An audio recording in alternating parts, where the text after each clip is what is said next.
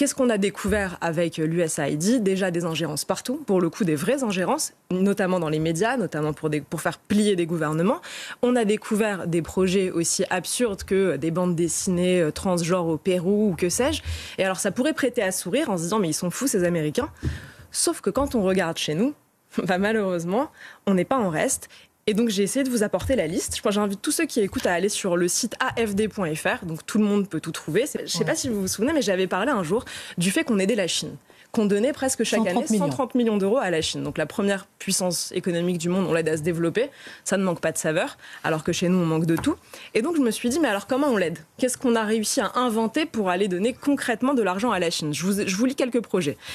Le premier, restauration écologique du district de Pignan, province du Fujian, désolé pour la prononciation s'il y a des sinisants chez vous, en Chine. Le but, améliorer l'environnement écologique et le cadre de vie des habitants du district de Pignan en ramenant la nature et la biodiversité dans la ville. Modique somme de 40 millions d'euros. On est engagé sur ce projet jusqu'en 2042. Ça a été signé en 2022, donc sous Emmanuel Macron, source toutes les sources. Deuxième, protection de la source du fleuve Kianjiang et du développement urbain durable de Kaiyuan. Le projet créera une synergie entre le parc national de Kianjiang et la ville de Kaiyuan, fondée sur l'excellence environnementale, la restauration des services écosystémiques. Je pense qu'il y a des mots bingo. Si on met les mots, on peut avoir quelques millions supplémentaires. Il faut mettre environnement, genre, inclusion, et vous avez quelques millions. Je pense qu'il y a vraiment des spécialistes du dossier de subvention.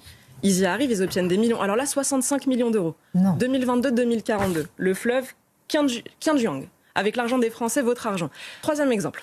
Institutionnaliser en Jordanie et mettre à l'échelle, tenez-vous bien, la budgétisation sensible au genre. Budgétisation sensible au genre, on ne sait pas trop ce que ça veut dire, mais c'est 151 millions d'euros. 2022-2025, 151 millions d'euros en 3 ans. Ça en fait des sommes.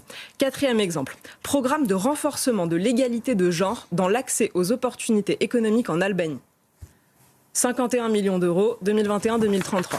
Ça encore. On voit tout notre argent qui part sous nos yeux. Cinquième exemple, alors vraiment là c'est pour la route. Le cirque comme vecteur d'avenir pour la jeunesse d'Afrique du Sud. Le cirque. 30 000 euros.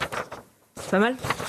Et là, alors là celui-ci il est moins drôle. 44 millions d'euros pour la sécurisation hydrique et alimentaire à Gaza, octroyé en 2018 et engagé jusqu'en 2025.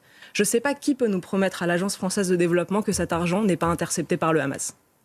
44 millions d'euros de la poche des Français sur lequel on s'engage jusqu'en 2025. Alors dernier pour la route, parce que je suis obligée d'en parler, la France qui finance aussi le programme de préservation de l'agrobiodiversité oasienne, c'est en Algérie, dans la vallée du Mzab. 600 000 euros sur 3 ans jusqu'en 2026. Donc on a des agriculteurs qui n'arrivent pas à survivre chez nous. On ferme des classes toute la journée dans les zones rurales. Mais c'était important de financer la vallée du Mzab.